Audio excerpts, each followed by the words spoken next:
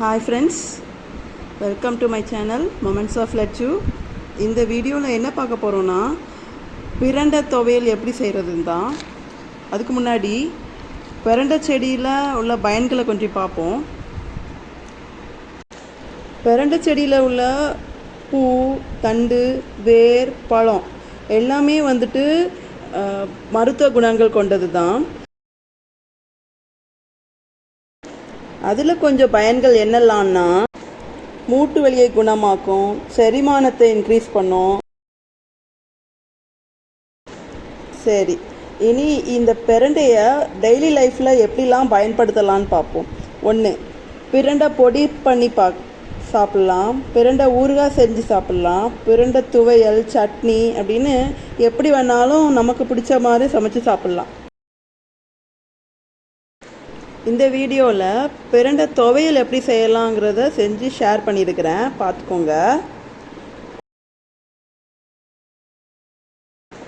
இன்னொன்று முக்கியமான விஷயம், பிரண்டையை க்ளீன் பண்ணும்போது கையில் அரிப்பு வரும். அதை சரி செய்கிறதுக்கு என்ன பண்ணலான்னா, க்ளீன் பண்ண ஆரம்பிக்கும் போது கொஞ்சம் எண்ணெய் கையில் தேய்ச்சிக்கலாம், ஆயில் அப்ளை பண்ணிக்கணும். அப்படின்னா பிரண்டையை க்ளீன் பண்ணும்போது அந்த சொர தன்மை வந்து கம்மியாயிடும், ரொம்ப அரிச்சல் ஏற்படாது.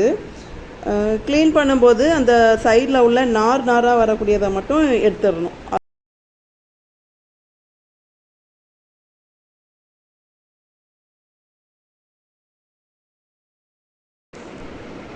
சமைக்கும் போதும் புளி கொஞ்சம் ஜாஸ்தியாக சேர்த்துக்கிட்டா அரிப்பு ஏற்படாது, நாக்கில் நமைச்சல் ஏற்படாது.